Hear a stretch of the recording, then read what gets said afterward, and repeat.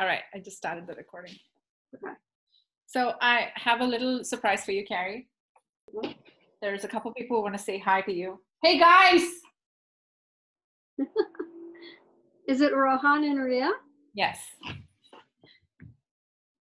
Come on, hurry up!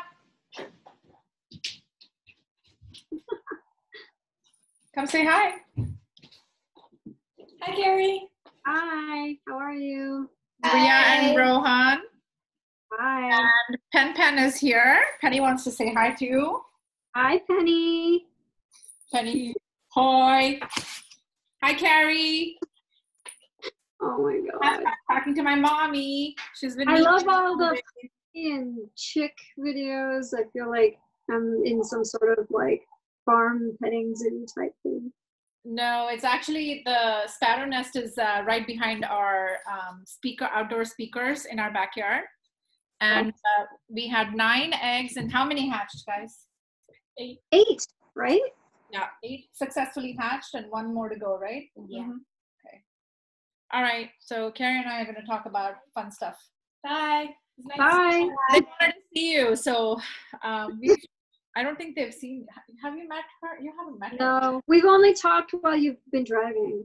Yeah, they've heard you. They've heard you speak, but they haven't seen you. So now you can see Carrie. All right, guys. Thank you for stopping by and saying hi. Nice meeting you. Nice meeting you too. Okay, Carrie. It's a little. First of all, thank you so much for making time for me. I know it's dinner time. I won't keep you for too long. You look great.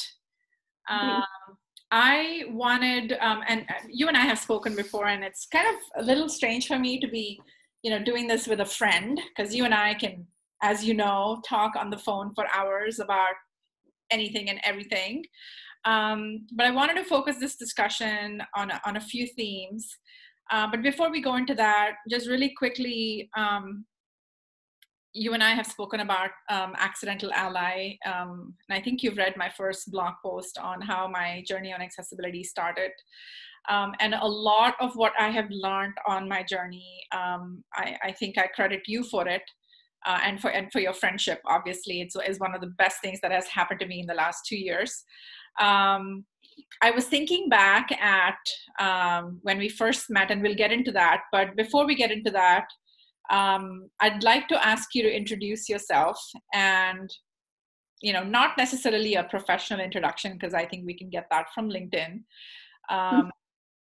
And you're a celebrity. I'm sure everybody knows about you. Tell us what your friends say about you. Yeah, let's start with that. What would your friends and family say about Carrie? Oh, that's a good question. So I think my friends and family would say that I'm creative and hopefully a good listener, and I like complex challenges, I think, would be some of the things that they would say. Mm-hmm. All accurate. I can add a few things. Some of them I don't think can be shared publicly, but yeah, since you put me on the spot, you can go ahead and add. I think I would add someone who eats soup with rice. I thought that was kind of odd, but endearing.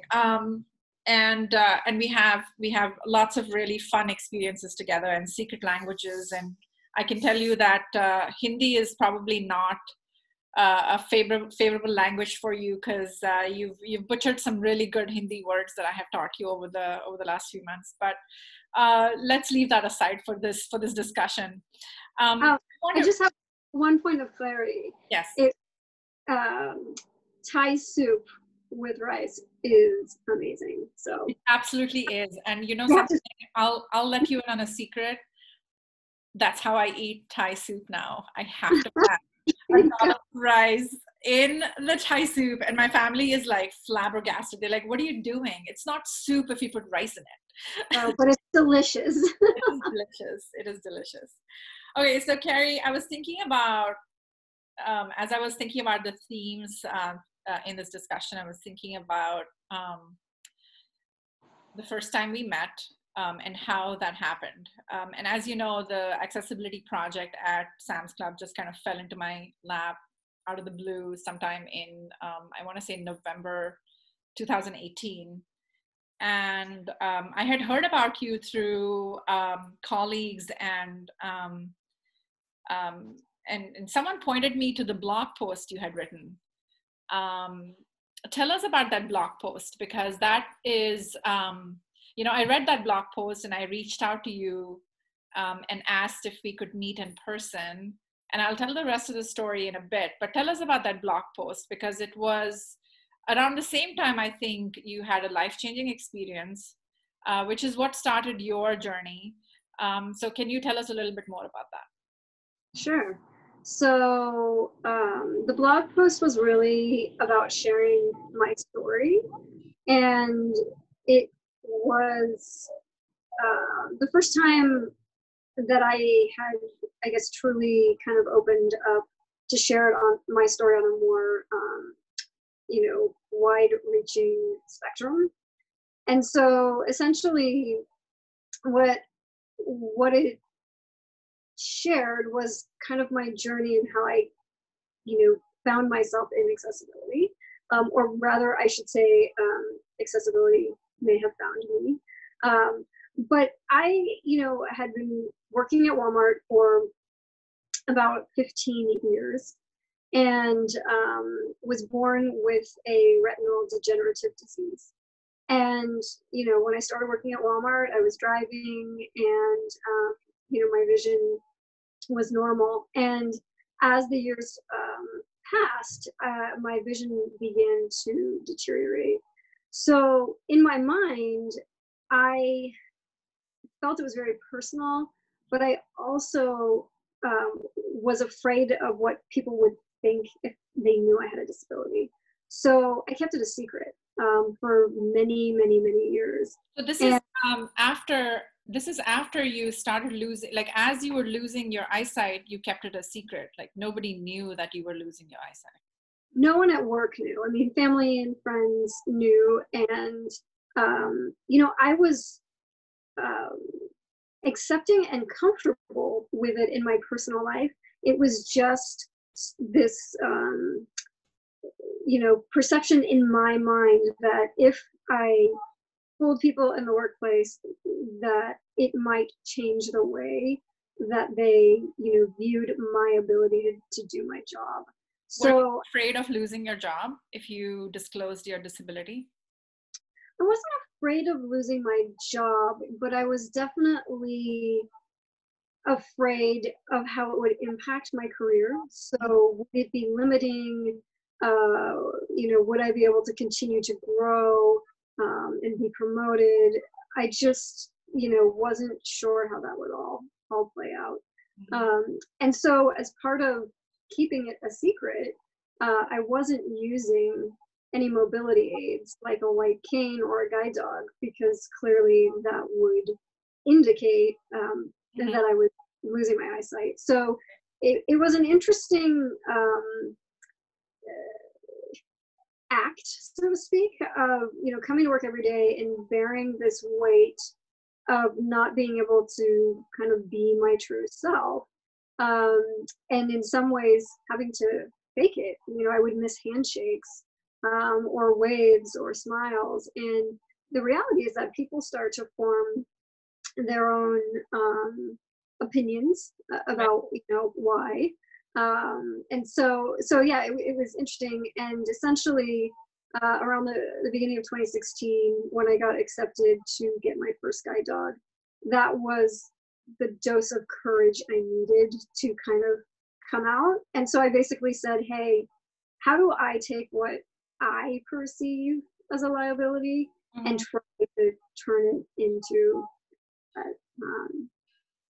and so, yeah, coming out, sharing my story, and becoming really interested in accessibility as I was now a user of assistive technology. I was learning to use a screen reader and, finding challenges Mm-hmm. that people face when they use assistive technology if websites are not accessible. And I thought to myself, I can't, be the only one. We need to, start focusing on this, and I want to learn more about this. And so it became, a passion for me, and that's how I was able to step into the role in accessibility.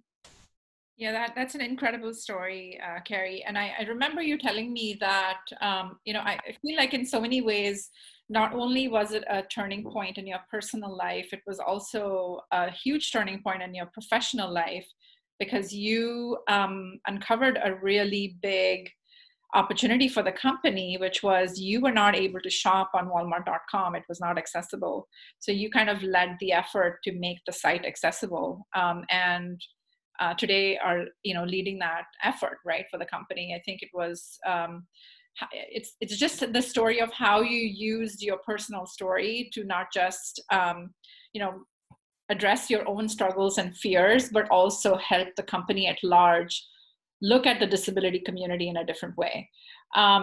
Was that overwhelming at first? I mean, I can't even imagine being in your position. What was the initial response when you finally came out? Because I remember a story you mentioned, that there was an executive, you had given a presentation, you came off stage, and there was an executive who walked up to you and smiled at you and wanted to shake your hand, but you couldn't see him. And then you heard through someone else that this person was trying to shake your hand and you were not responding. Can you tell us a little bit more about that story? Sure. So I had been selected to be part of one of these, I guess they call them tiger teams, on a special project. And actually, a little interesting story prior to the handshake was, as part of this leadership project, the folks that were selected had to go to this boot camp, as they called it, for about 3 days. And when I found out what was involved in the boot camp, there was actually an exercise where we had to solder. We had to actually take a small, solder and which has heat and fire, a bit of fire, and solder these wires. And at the time, I had just told my boss, it was literally the beginning of 2016, and I thought to myself, oh my gosh, I can't go to this boot camp because I'm going to, burn myself or burn someone, this, I can't do this. And so for a minute, I thought, I'm going to decline this opportunity. And I thought, no, that's probably not a good idea. So I ended up sharing, with the facilitators and the leads, and getting through the boot camp. And so we were a team for about, I think it was 2 or 3 months, working in a war room on this project. And we come to the final presentation for some of our executives. And I was doing the opening and the closing along with my piece of the research in the middle. And it was a great team effort. And after the presentation, we all went across the street to this happy hour. And we were all we were fired up. It went really well, but we were also exhausted, right? It had just been the culmination of everything we had worked towards. So I was sitting there talking to my colleagues, and the CEO came up to me and, put his hand out. But I said hello, and I was so exhausted that I didn't even think he must be standing here with his hand out. And I just sort of looked at him and smiled. And he said, nice job. And I said, thank you. And as he walked away, it dawned on me, oh my gosh, he was standing there with his hand extended for what seemed like an eternity, probably was like 5 or 10 seconds. And I just thought to myself, I can't do this anymore. I can't, continue to, keep this a secret, because things like this happen and people don't understand. Fortunately, the facilitator,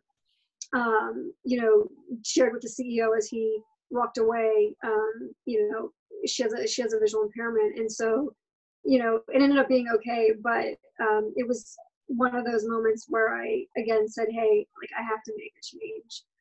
I have to let people know, or I have to use a cane or a guide dog so that they're reminded of it. Right. And it happens to you daily, right? I mean, whether it's the cafeteria or you're walking around, well, you have aims now, your guide dog, so people kind of have a visual indicator. But in the early days, you had people kind of bumping into you and not knowing really why you were bumping into them, right?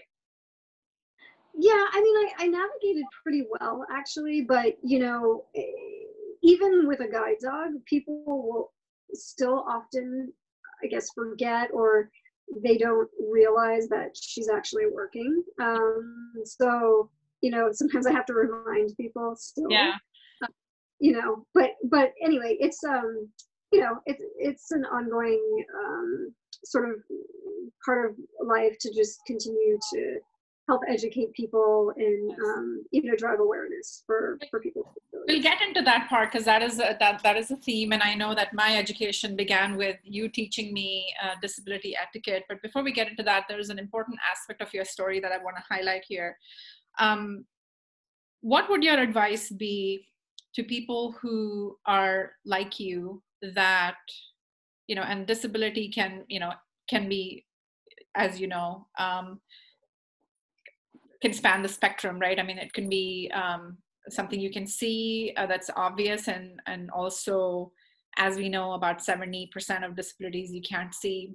What would your advice be to someone who is in that position and afraid of disclosing it to an employer? What would your advice be to that person? Yeah, that's a great question. I think the first thing is that um, you have to be ready personally. Um, this for me has been an ongoing journey, for years and years. And I had to get to a point where I was ready to be comfortable with it and know, Yep. what I wanted to do and to talk about it. So I say the first thing is, you know, don't push yourself per se if you're not ready, but maybe find people you can talk to, your support system, whether it be a colleague at work or someone in HR or your friends and your family. And when you're at that point, I did start with a few trusted, colleagues, Mhm. and I also thought about how I wanted to present it. How I wanted to own the narrative of my own story. And so I would say I can tell you on the other side that, Guthrie, as you mentioned, it was a turning point, and I'm so much happier at work. I can now, if I say to someone, hey, can I borrow your eyes for a second, right? I can ask for help. I can, Right. it doesn't bother me. Whereas before, I, I was missing things, and I was nervous about things. And so I think, finding trusted colleagues at work also and having that support, it really has made a big difference in just my happiness and my engagement and being able to focus on something that Right. I truly, really, love to Right. do. And I think what's great about your story also is that in addition to job satisfaction, you've also done well in your career. You got promoted. You're director of accessibility now at Walmart, and it's such an incredible, honor to be in that position, to be able to not just have job satisfaction, but also to be able to make a difference to a large group of people, right? Whether it's employees who work for Walmart, or people who shop Walmart. So kudos to you for setting that example. I want to kind of switch gears a little bit to what happened after you accepted my meeting invite. And kind of use that as a segue into what I learned from that experience, and also what I want to hear your perspective on how we can build awareness around disability etiquette. So I remember that when I reached out to you via email, I set up a meeting and suggested that I come see you, because I knew that you couldn't see.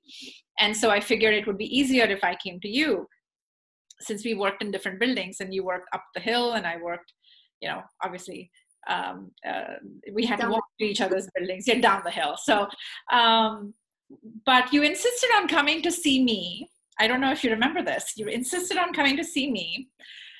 So then I said, okay, great. Why don't I come up and pick you up?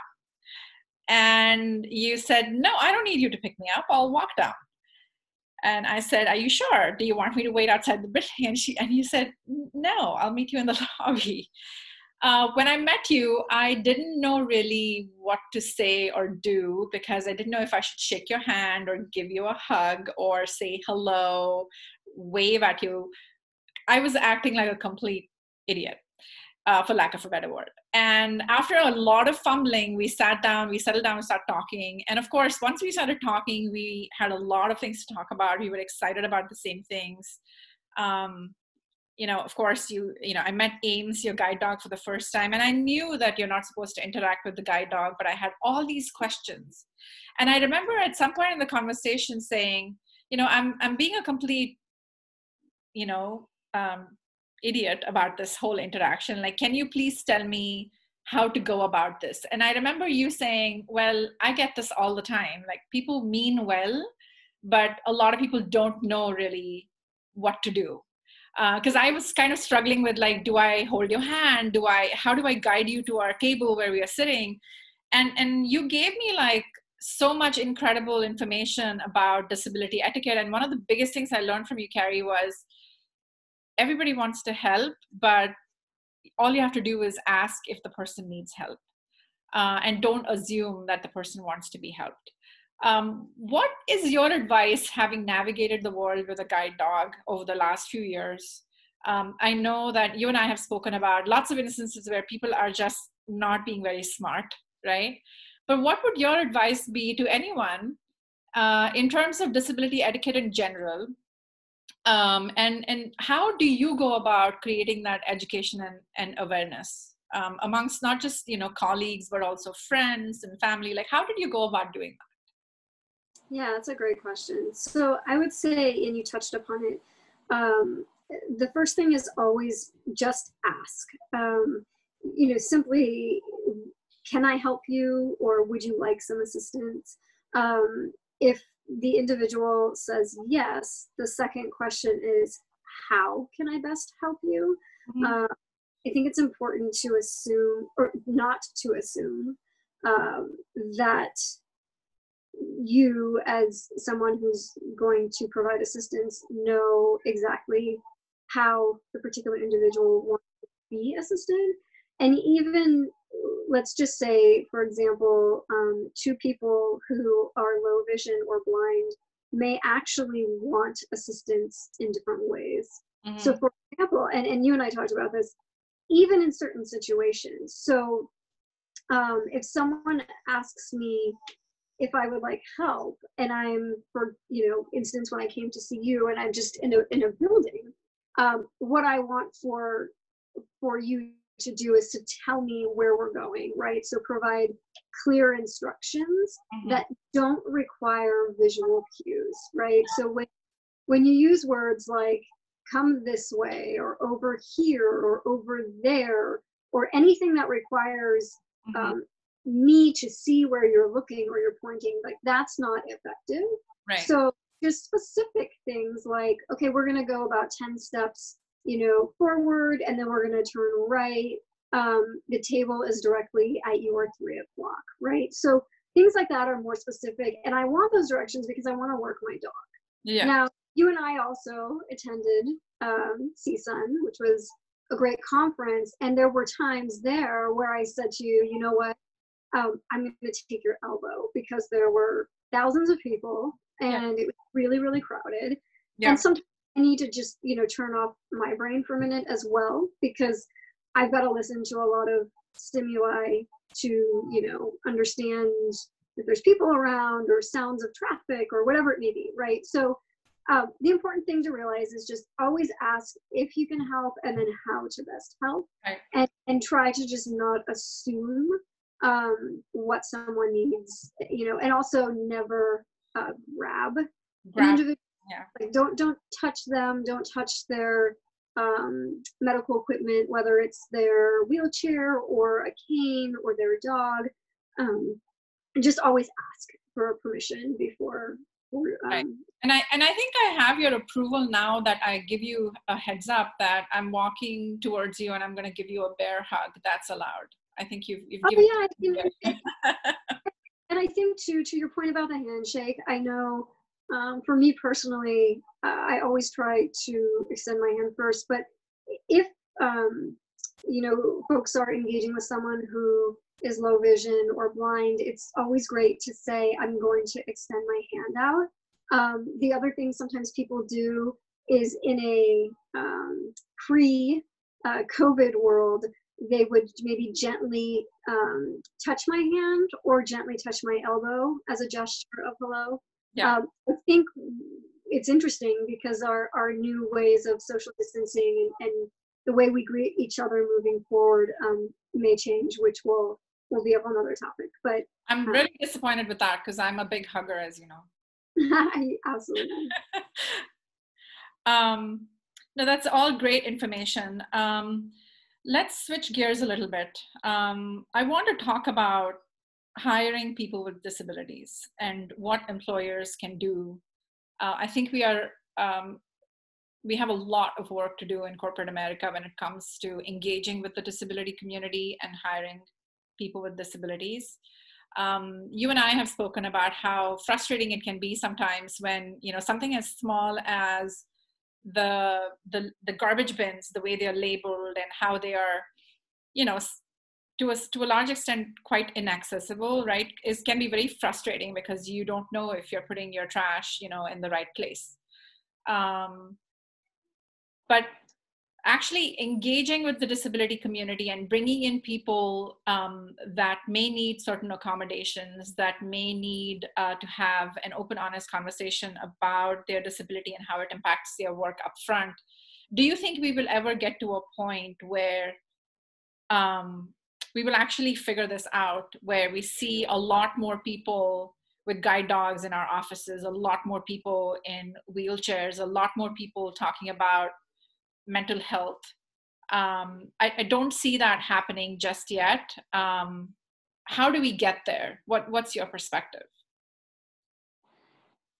Yeah, I think the industry as a whole is definitely moving in the right direction. There are companies like Microsoft, Northrop Grumman, EY, Google, Apple, and on. A lot of really great companies are investing in inclusion and accessibility, both internally and externally. Mm-hmm. And don't get me wrong, there's still so much work to be done in this space. Mm-hmm. But I think it comes down to a couple of things. I think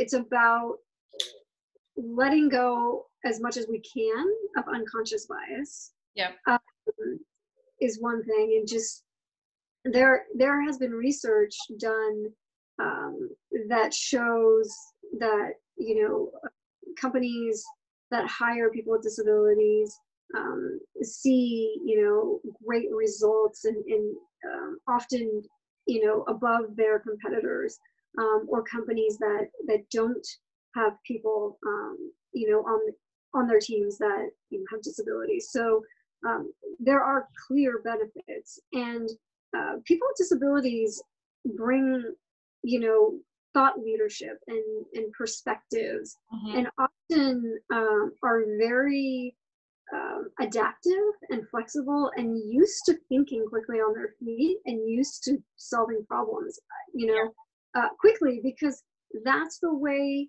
that we navigate the world, right? The world at large is designed primarily for able-bodied individual, and so navigating and coming up with different ways of doing things and different tools is just sort of part of the day-to-day strategic approach that many people with disabilities take.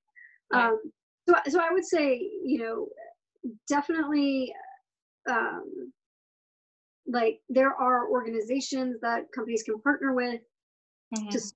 talent, whether it's in the neurodiverse community, various other, talent and recruiting agencies, that folks can contact. But really, it's about thinking about how to really have an inclusive workplace. Yep.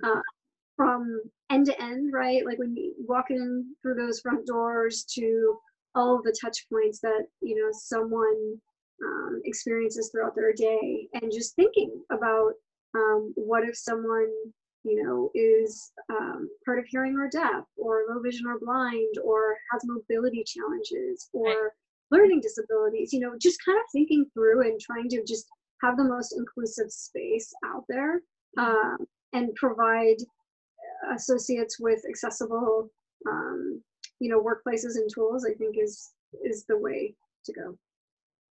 Awesome. My next question is around advice to people who are starting out in accessibility, whether it's from a product perspective, such as my own experience, design, development, testing. I know from my experience is that a lot of what I learned early on was from engaging with people with disabilities, and being part of a community that is willing to learn together and teach what they know, and pay it forward. I remember my first season, I had already met you at that time, and you introduced me to your friends, Hannah and Vinay, who both navigate the world using guide dogs. And that, I think, was the most interesting, eye-opening experience for me, because I had never firsthand seen how people navigate the world using guide dogs. And I wrote in my first blog post how I was constantly trying to keep up with you guys, because you guys walk faster, you are on top of things. I was constantly being beaten to the punch.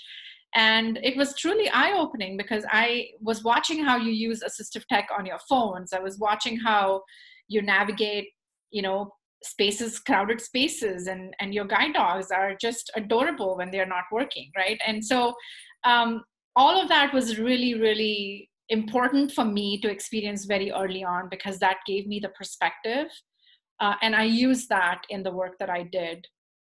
What would your advice be to someone that's starting, regardless of what discipline they come at it, from? What would your advice be? What would a good starting point be?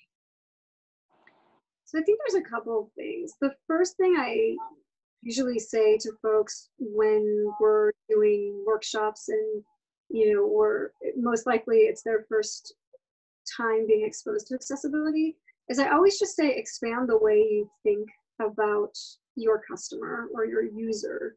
And your user might be, fellow employees, but whatever it is that you are setting out to do, if you're designing, if you're developing, if you're a product owner, business owner, expand the way you think of your end user to include people with disabilities, right? So we talked about the visual, auditory, cognitive, and mobility. Right. Because when you change the way you think to be more inclusive, you start to think differently about how you design and how you write requirements, things like that. I would say the second thing is it's okay to be overwhelmed. When I first started learning about accessibility, and the first I Googled WCAG and started to read the checkpoints. I couldn't understand why I really had no idea what it was saying. I didn't know much about accessibility. And so now, that I go back and read it, I'm like, okay, I understand what this means, but it's okay to be overwhelmed. And it seems, like it's this large mountain in front of you, and, break it into bite-sized pieces, make it, digestible for yourself or for others, and celebrate progress along the way. appreciate the small summits and those peaks that you hit, even if it's not the top, right? Yeah. Because um, it's a journey. I think that's the number one thing I hear about accessibility. It takes time and it takes a lot of patience.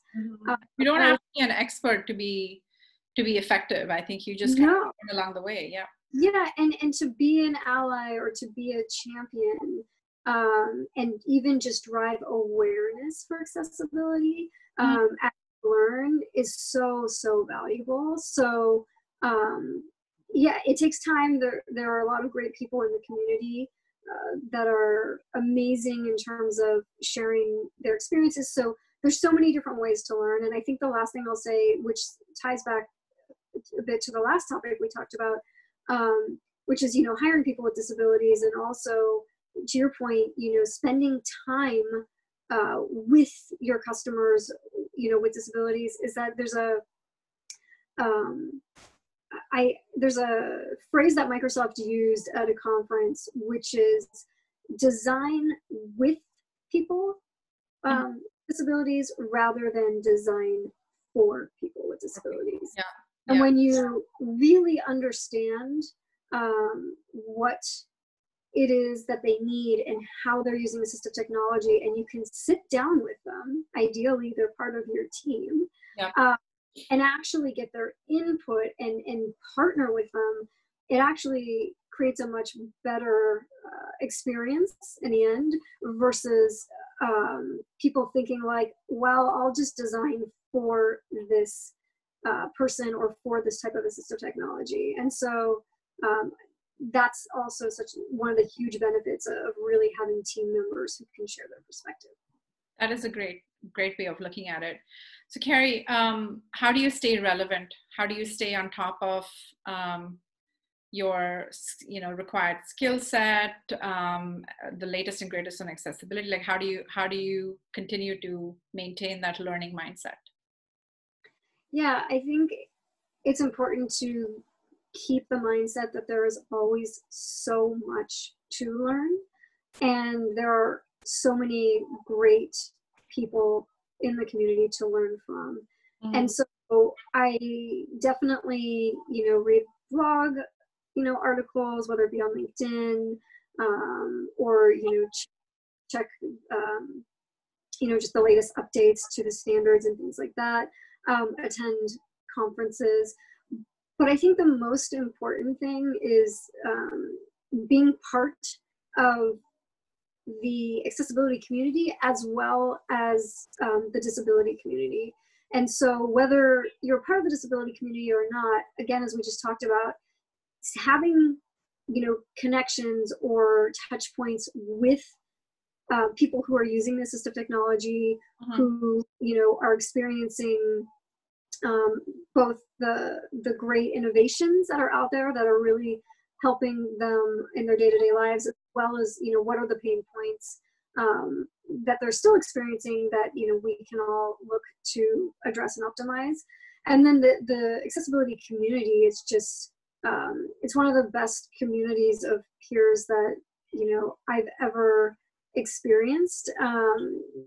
The people are so willing to share their best practices and some of the like things to avoid, so to speak, pitfalls to avoid that they've experienced, and just a phenomenal network of mentors and folks. And so there's meetups, and there's a nonprofit called Teach Access that I'm a co-chair of one of the task forces on Teach Access. So there's a lot of great folks in that group as well. So I think it's really a combination of the community as well as just reading and attending conferences and things like that.